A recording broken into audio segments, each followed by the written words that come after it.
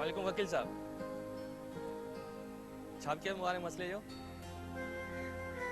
जी divorce paper तैयार थी van जी जी मां हाणे तो कलेक्ट करे वठां जी जी इनका सिग्नेचर भी आज ही कराए वठंदसि।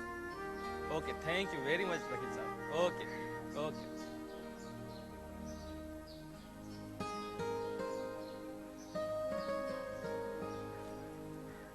छा थियो शकील?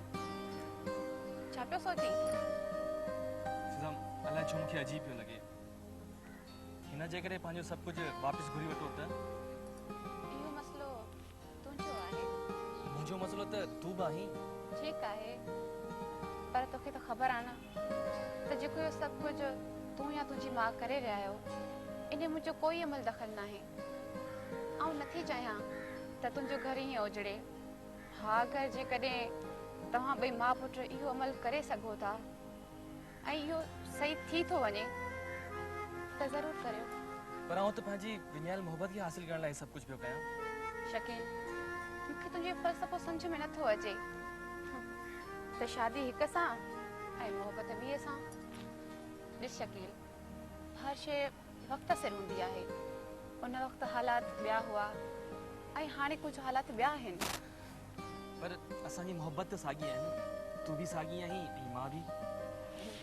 नो तूं ऐं आऊं बदिलजी चुका आहियूं।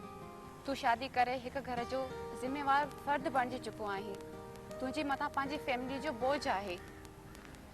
आउं हिकु आज़ाद मुल्क में वक़्तु गुज़ारे आई आहियां। मुंहिंजी ऐं तुंहिंजी सोचनि में हिकु वाज़े तब्दीली आहे। तूं हिन ॻाल्हि खे सम्झी छो नथो?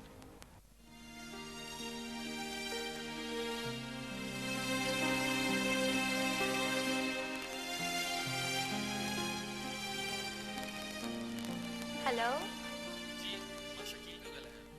प्लीज़ मोहतरमा मूंखे महिरबानी कयो ऐं हिन सां मिलणु चाहियां थो। मूंखे हुन सां तमामु ज़रूरी कमु आहे। सॉरी शकील साहब मूंखे हिन जे बारे में का बि ख़बर न आहे। जी ॻाल्हि करायो प्लीज़। मूंखे ख़बर आहे तूं अव्हां सां गॾु रहंदी आहे। आई एम सॉरी शकील साहब मां नथी ॿुधाए सघां। मूंखे हिन सख़्ती सां मना कयो आहे। ओके मां पाण जी साण सां ॻाल्हायां थो। नाइला हू हिते अचे पियो? हा नाइला तोखे शकील खे न ॿुधाइण घुरिबो हो। इलाही मिन्नत पे कया आहिनि। नाइला थी सघे तो हुनजो दिमाग़ ठिकाने ते अची वियो हुजे ऐं शायदि हू पछताईंदो हुजे। रब साईं करे ईअं ई हुजे।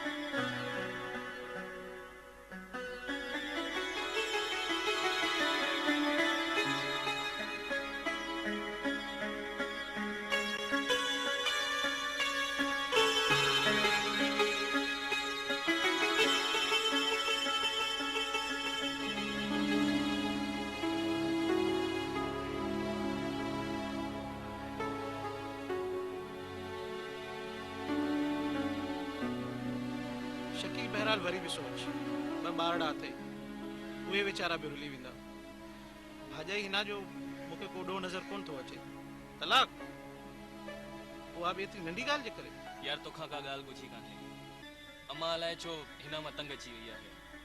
बीमारी सरदर्द अहिड़ी कोन्हे जो इंतिहाई फ़ैसिलो कयो वञे। ऐं पाण मुंहिंजी पियो यार। ऐं उहो फिज़ा हुनजो छा थींदो? उनजो मसलो बि त उलझाए वेठो आहीं। यार छा कयां कॉलेज जो इश्क आहे। फिज़ा विच में ॿाहिरि मूं हली वई हुई। हाणे जो वापसि आई आहे त सुतल सुत जागी पिया आहिनि। फिज़ा जी गैर मौजूदगी में अम्मा झट में शादी कराए छॾी। इन जो मतिलबु त भाभी हिना सां तुंहिंजी शादी तुंहिंजी पसंद जी शादी कोन हुई। बस यार नसीब जो खेल आहे निभायूं पिया।